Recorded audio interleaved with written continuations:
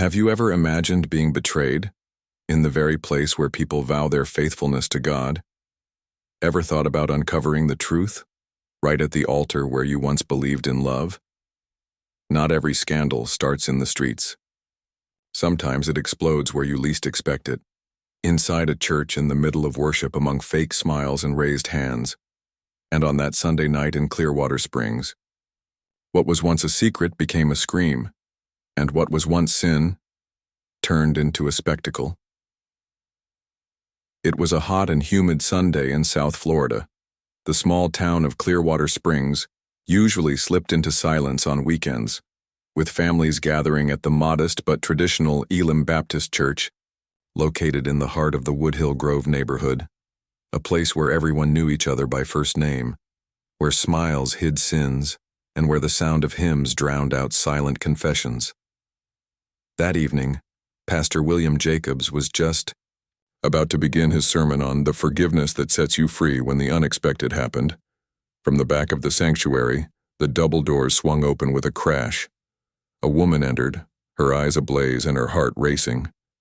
Her name was Elena Matthews, a 39-year-old nurse known for her explosive temper and a sharp sense of justice. Too sharp for the comfort of many neighbors. In her hands, Elena held a pair of scissors, small, metal, but pointed forward, like an extension of what she could no longer control. The rage built up from a betrayal confirmed by messages, conflicting schedules, and long, empty silences. She walked with purpose, her shoes echoing against the old wooden floor, as congregants instinctively parted like waves, as if they had just seen a furious spirit. At the altar, her husband, Thomas Matthews, a well-known and respected real estate agent, sat beside the young Rachel Carter, a recent volunteer in the church's worship team. The two sat far too close, smiling too much, hiding too little. Then, Elena's voice sliced through the air like thunder on a dry night.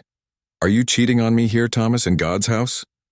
The sanctuary froze. Rachel jumped up in panic but had no time to react.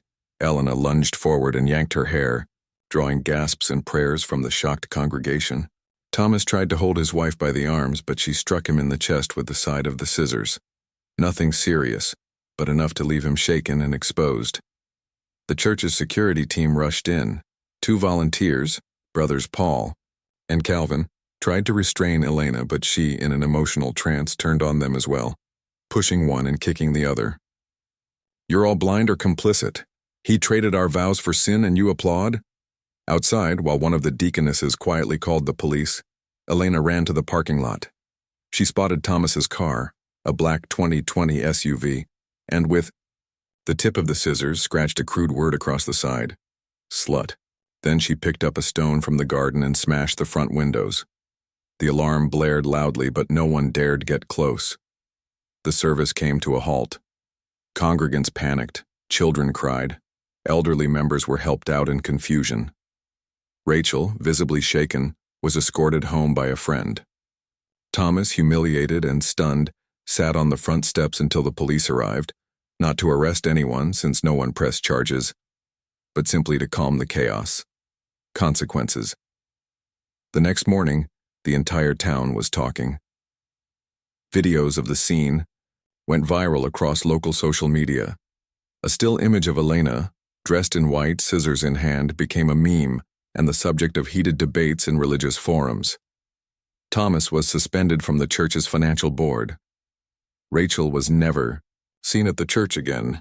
Elena, after being treated for psychological distress, posted an open letter on Facebook asking the community for forgiveness, but also stating clearly, sometimes the truth needs to scream to be heard. The church called an emergency meeting. Pastor William preached about the limits of pain and the hypocrisy hidden in cushioned pews. But the whisper in the air said something else. How many Elenas are about to explode? And how many Thomases still sit in the front pews like nothing's wrong? From that day on, Clearwater Springs was no longer just a quiet little town. It became a symbol of what happens when truth bursts into the one place where everyone pretends to be okay. Where are you listening from? What city, what corner of the world brought you here tonight? Drop it in the comments. Because sometimes one person's pain is the silent mirror of thousands of others.